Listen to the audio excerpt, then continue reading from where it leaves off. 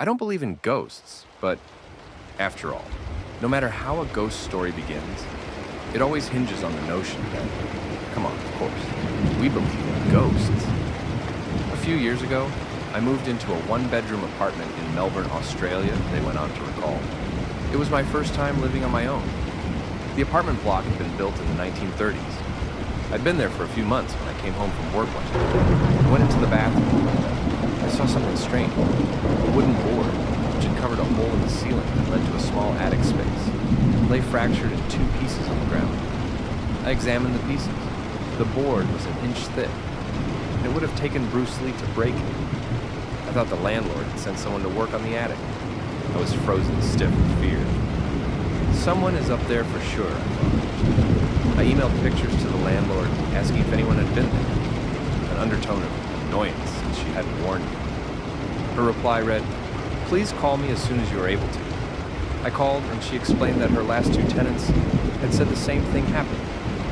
She promised to replace the board, and she did. A month later, I woke up one night around 4 a.m.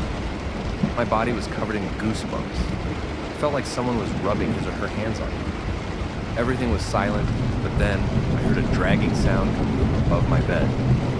It was as if someone was pulling a sack of potatoes. I froze, convinced someone was up there. There is no way an animal could make that sound. After 5 minutes, I worked up the courage to turn on the light, armed myself with a cricket bat, and walked to the bathroom. That's when I saw that the new board covering the hole was broken in two. I felt sick. The dragging sound had stopped. But I heard something else. A whisper. The sound was clear and coming from the attic. It sounded like children's voices, and I could hear one sentence repeated over and over. "It's your turn. It's your turn." I switched on every light in the apartment to make things feel normal. It was 5 a.m. and dark outside. I watched TV to try to unwind. Then a fuse blew. My pet budgie Dexter, whom I kept in the kitchen, usually never made a sound at night, but he started squawking like he was being strangled. I'd never heard him make those sorts of noises. He was screaming.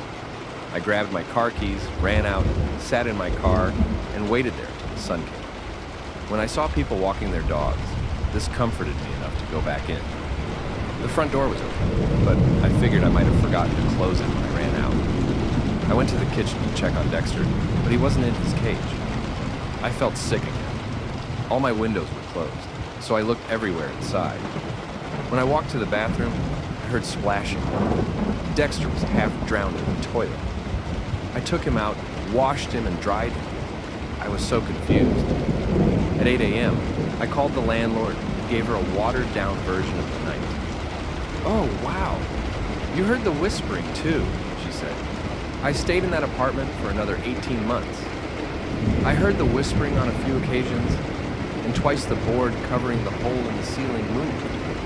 Although I live elsewhere now, the landlord recently called. She said that her new tenants had begged to speak with me about some of the stuff that's been going on. Forget it. It's their problem now." Let me know what you guys think about the story in the comments. Make sure to subscribe. And if you have any suggestions, please do let me know. When Brad Culp was a student at Miami University in Oxford, Ohio, there was a rumor that the town was one of the most haunted places in America. When Culp started an on-campus magazine, he couldn't wait to write about several of the area's most famous families. Not long after his story published, though, he kept finding himself thinking about one ghost in particular, the ghost of Oxford Milford Road. As the story goes, many decades ago, probably sometime in the 1940s, there was a young man courting a young woman in a rural part of town.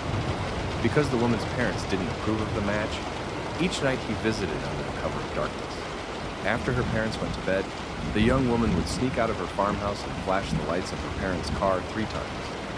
Then, her young suitor would ride his motorcycle down the road. One night he took the turn right before her house a little too sharp. The motorcycle went one way, he went the other. His injuries were so severe that he did not survive.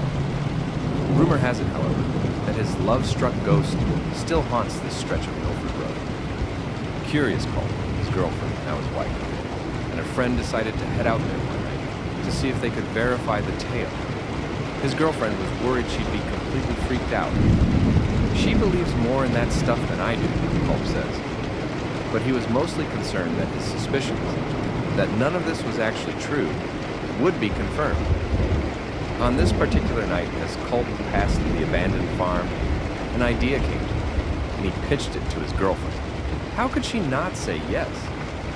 Though reluctant, she relented, and Culp turned a short way into the farmhouse driveway. He killed the engine and flashed his lights 3 times. No joke. There was a single headlight that appeared 3/4 of a mile down the road, Culp says. You saw it start to come, going pretty slow. It kept coming and coming. My wife was freaking out. It was coming closer and closer. As a collision seemed imminent, Culp turned on his car's lights. He expected to see a kid on a bike, bailing out from his prank now that he'd been caught. But there's nothing there. The light is just gone, he says. They got out of the car. They walked around, trying to figure out what it was they could have seen. To this day, we still talk about it. I saw something I cannot explain, he says.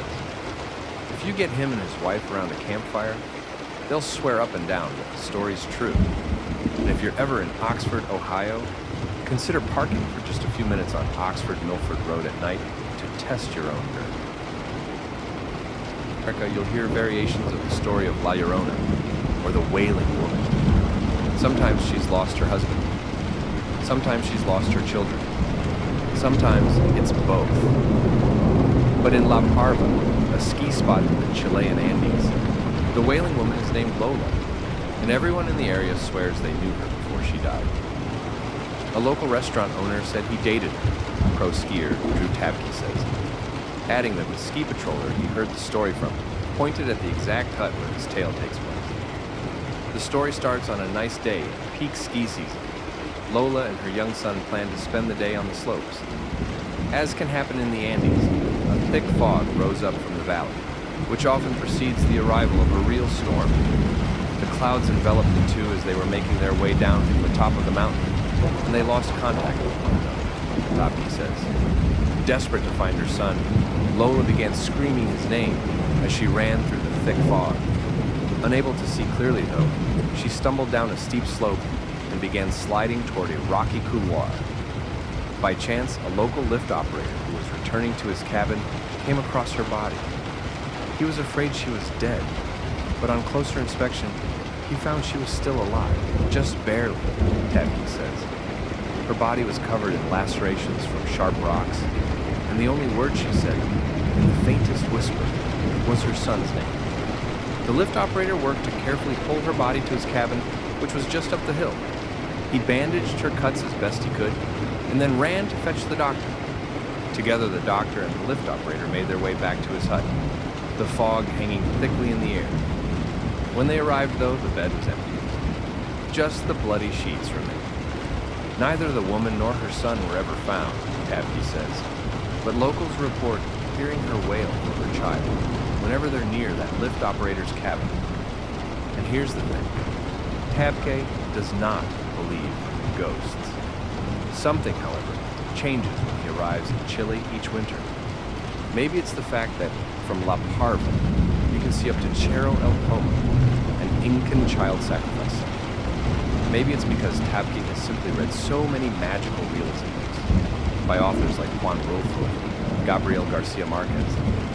But sitting alone in his cabin in the Andes, with the wind whipping and the candles flickering, he swears that every now and then he just can't tell if what he's hearing is a woman or the wind. Alright guys, that's it for today. Thank you so much for watching today's video. I hope you found it entertaining. If you enjoyed this video, don't forget to smash that like button and subscribe to my channel for more ghost stories.